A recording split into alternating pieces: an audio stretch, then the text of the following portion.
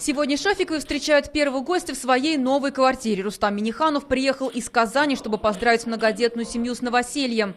Раньше родители 6 детей ютились в небольшом деревенском домике. Теперь у них 2 двухкомнатные квартиры, причем рядом. Мы жили в небольшом доме. Санузел, скажем так, на улице у нас находился. А воды, теплой воды дома не было, так как газ не пропустили. А тут уже все в доме, все в шаговой, скажем так, доступности. 2 бесплатные квартиры Шафиковы получили по программе обеспечения жильем многодетных семей. Им сейчас особое внимание. Ведь в своем послании Владимир Путин обозначил приоритетом вопросы демографии и поддержки семей. Рустам Миниханов приехал не без подарков. И отмечает, такие семьи пример для подражания. Квартиру очень долго ждали, поэтому очень рады, что сейчас переселились в новое жилье. Оно светлое, большое. Места много для детей. На столе праздничный каравай и вкусный чак-чак. Все местного производства. Пекут здесь же рядом.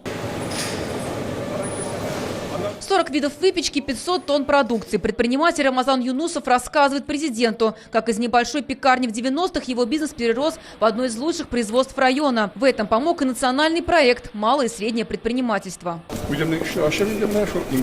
Сегодня здесь трудятся 86 человек. Производится около 500 тонн продукции, более 40 видов. Продукцию отгружаем в 373 торговые точки Кукмара, Тюлячей, Балтасии, Татарстана, а также Вятских Полян, Красных Полян, Сосновки, Кировской области. Воловой территориальный продукт Кукмара в 2019-м достиг 14 миллиардов рублей. Почти треть – доля малого и среднего бизнеса. Все, чем богато, они представили Рустаму Миниханову. Среди передовиков завод посуды, фабрика валенок, производство кормов. Успешно развивается сельхозотрасль. Глава района отметил, пора строить свой агропромпарк. В общем объеме произведенной продукции на долю сельскохозяйственных предприятий района приходится 31,5%.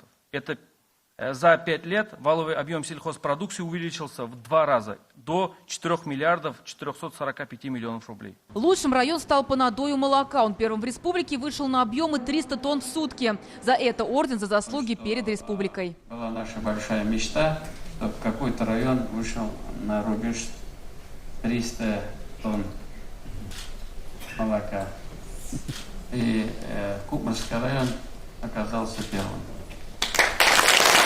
Это первая награда. Ни один муниципалитет пока эту награду не получал. Орденом за заслуги перед Республикой Татарстан награжден Кукмарский муниципальный район Республики Татарстан. Сохранить планку в сельском хозяйстве, привлечь в район больше врачей, повысить качество образования. Такие задачи поставил президент. Хромает в районе демография. Рустам Миниханов предложил главе на личном примере показать, как нужно решать вопрос. Личным примером, Сергей, ты молодой у нас. Уже в этом году в Кукмаре начнут строительство своего молкомбината. Есть инвесторы и выбрано место. На достигнутых показателях останавливаться не собираются. К 2023 году хотят довести надой молока до 400 тонн в сутки, к 2025 до 500. Зарина Ахметова, Алмаз Зидинов, ТНВ, Кукмарский район.